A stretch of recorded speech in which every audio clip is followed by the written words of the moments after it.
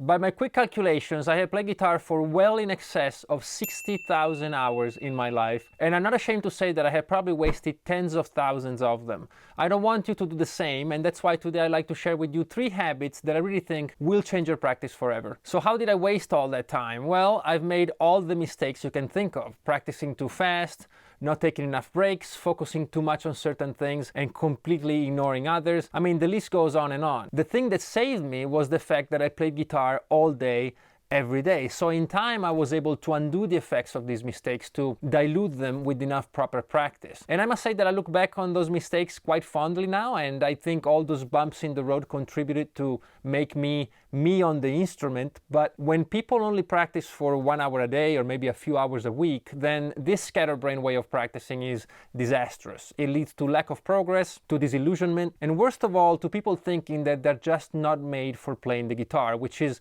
such a terrible thing. And so here are 3 habits you can start using right now that will make your practice sessions infinitely more focused, fruitful, and effective. The first habit is to have a clear goal in mind for your practice session and to write it down. If you have a longer practice session, then there might be more than one objective, but it's imperative that you write it down. Putting it into words forces you to have a clear understanding of what it is you're trying to achieve, and it also helps keep things to a manageable size. It's not, oh, I want to play faster, or I want to be better. It's more specific. It's maybe memorize all 7th chords, or harmonize the harmonic major scale in all keys. And then when you're done with your practice at the end of the day, you can go back and you'll know if you've got it, then you cross it out and move on, or maybe you'll know if you need to go back to it again tomorrow. So when you sit down for practice, always have a very clear idea of what it is you're trying to achieve. Habit number 2, worst comes first. This is a little phrase that I coined to always remind myself that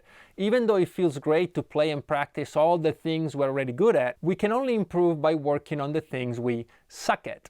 So if you can breeze through all your scales but you barely know any chords, then chords are what you should be working on. Write it down in your practice journal.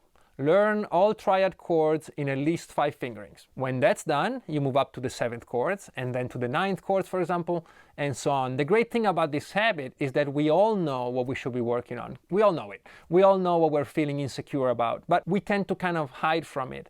Instead, what I'm saying is, face it head on. Not only will make you a better player, but it's also incredibly empowering and rewarding. Habit number 3 is to always have a very clear idea of what it is you want to get out of whatever you're practicing. If I'm playing an exercise, what do I expect to gain from it? Is it speed, control, dexterity, strength? It might be more than one thing, of course, but I should know what it is. Because how can I gauge my progress if I don't know where I'm going? Let me give you an example. Let's say I'm working on a picking exercise with my guitar and I can play it at 112 BPM. I might set a new goal for myself of playing it at 132. At the end of today's practice, I'll look at it and say, well, I made it, so tomorrow I'll move it up a few notches, or maybe switch to another exercise, or maybe I only made it to 124 and tomorrow I'll have to try again. But what if instead of speed, I'd rather have better articulation and clarity?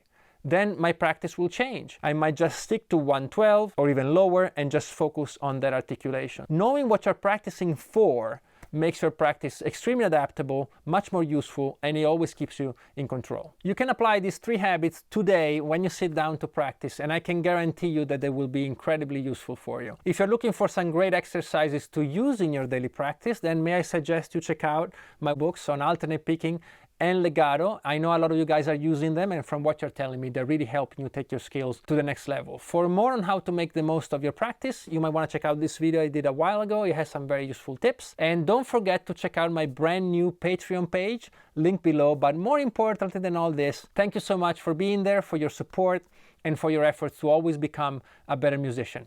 See you in the next video.